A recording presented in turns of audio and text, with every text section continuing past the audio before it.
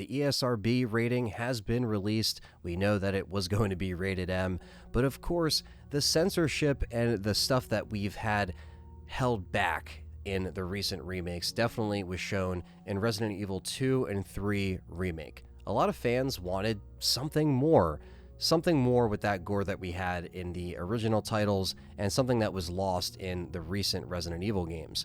But now, that may have changed with what we got with this ESRB. Now with the rating here, it is saying that decapitations are going to play a part in the death animations with the enemies, and of course the enemy attacks from chainsaws and tentacles, and Leon being decapitated, blown apart, or impaled. Now, one thing I really liked about Resident Evil 4 was the death scenes. Something fans always liked was how brutal they were, how scary they were. They really did kind of turn it up with that perspective, and being able to see stuff in that third-person perspective is a lot different than how we would see the characters die from the fixed camera angles. So it definitely had a bit of a rawness to it, and definitely was a lot more tuned up in Resident Evil 4. But like I mentioned, in recent years, a lot of fans were kind of longing for that, and it looks like we are going to be seeing a more darker side to this game, and the fact that it's leaning more into survival horror, this isn't really a bad thing. This is something that we should be excited to see, because it will actually stay true to how Resident Evil 4 was and the whole vibe that it captured. Now, of course, this is all good news for Resident Evil 4 fans, but one thing that people are also discussing with this ESRB announcement was the thing on the side here that says in-game purchases.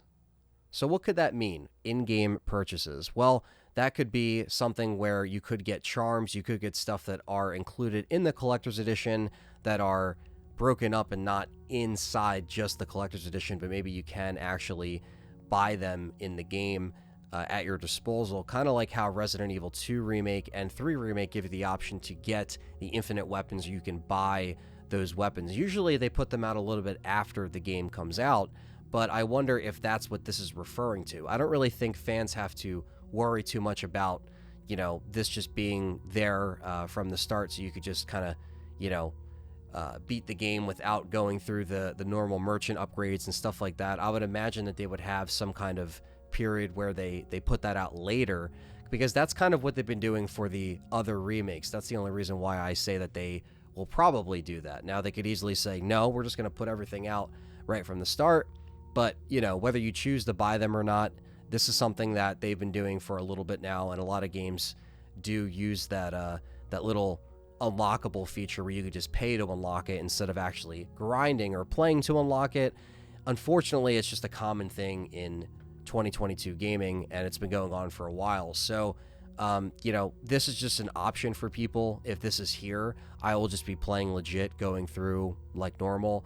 I think if people want to go through a game a certain way, they'll have the option to go through the game, one way or the other, even if they have to wait for this in-game purchase. But I don't think fans have to get too worried about it. I think we should really be excited about the aspect of gore, decapitation, Leon being impaled. We're going to see these things like they should be, and we're not going to see these things so censored and cleaned up like we have been in the other Resident Evil Remake titles, and even the mainline titles as well, where they had certain aspects of gore. And I don't want to make it seem like, there hasn't been anything that's been grotesque in some of the recent games, but you could definitely tell that they scaled things back a little bit here. So if this is a direct response to fan feedback and just how they've handled that system before in the RE engine, then here we go. We're getting something more amplified and more amped up. So let me know what you think of the ESRB ratings and what was released in the comments down below. And stay tuned as the road to Resident Evil 4 Remake continues. Don't forget to like, subscribe, and stay tuned for more LTRE.